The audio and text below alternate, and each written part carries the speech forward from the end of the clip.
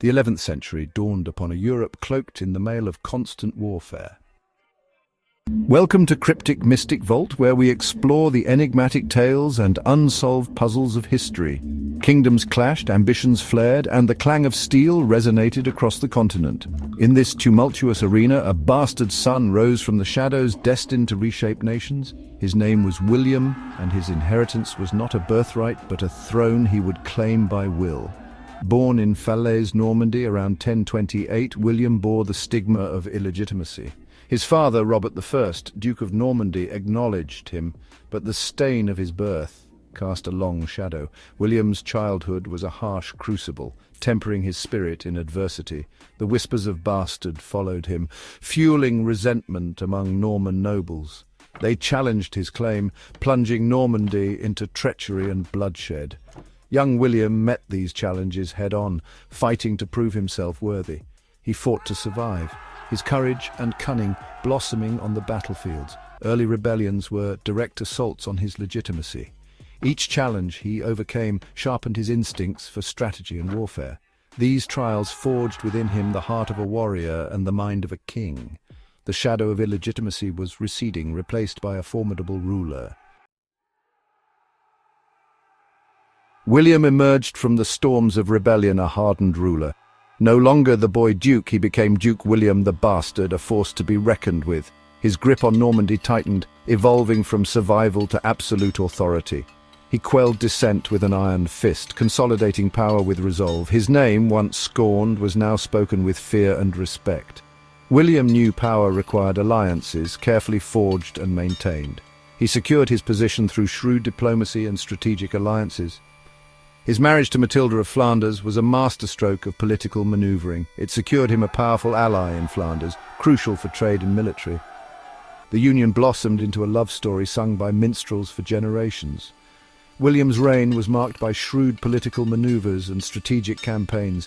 He balanced power, forging alliances, crushing rebellions, and expanding influence. He reformed the Norman army, introducing innovative tactics. Under his rule, Normandy transformed into a formidable duchy, a beacon of stability. Across the English Channel, King Edward the Confessor neared the end of his reign. Edward had no heir, throwing the question of succession into turmoil.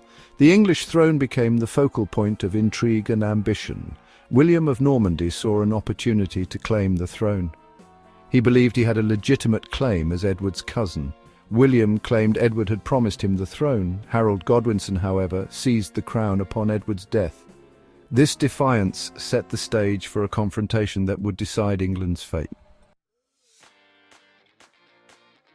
William, fueled by a righteous fury and an unyielding belief in his claim, resolved to seize what he believed was rightfully his, the English throne. The Norman war machine, honed through years of internal strife and strategic campaigns, rumbled to life.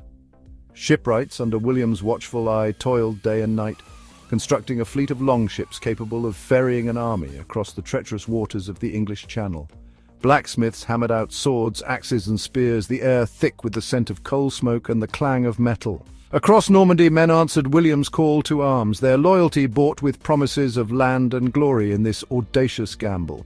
Seasoned Norman knights, eager to prove their mettle, flocked to his banner, their armor gleaming in the summer sun. Alongside them marched foot soldiers, archers, and cavalry, a formidable force united under William's banner, their eyes fixed on the shores of England. The invasion, a monumental undertaking fraught with risk, was a testament to William's ambition, his unwavering belief in his destiny, and his ability to inspire unwavering loyalty in his men.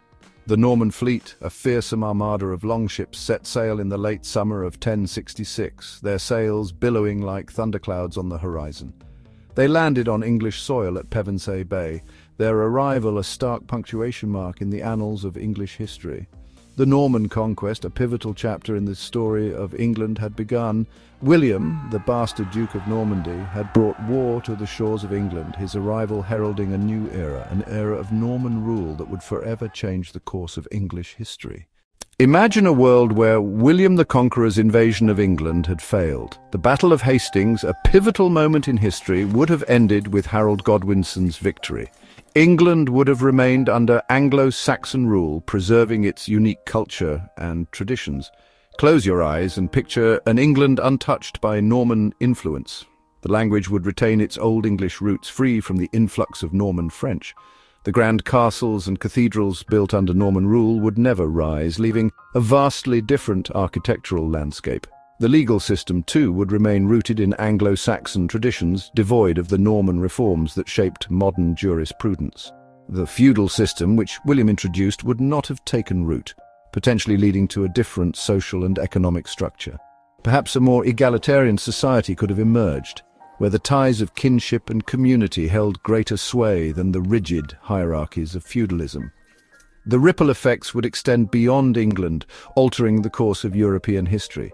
The balance of power between England and France would shift, possibly preventing future conflicts like the 100 Years' War. Without the Norman Conquest, the Plantagenet and Capetian dynasties would have no cause to clash, and the blood-soaked fields of Agincourt and Crécy might remain peaceful pastures. The failure of the Norman Conquest would create a vastly different geopolitical landscape, shaping a world unrecognizable from our own. The echoes of this alternate history would resonate through time, reminding us of the fragile threads upon which our reality hangs. Thank you for watching, and don't forget to like, share, comment, and subscribe for more explorations into the symbols that shape our world.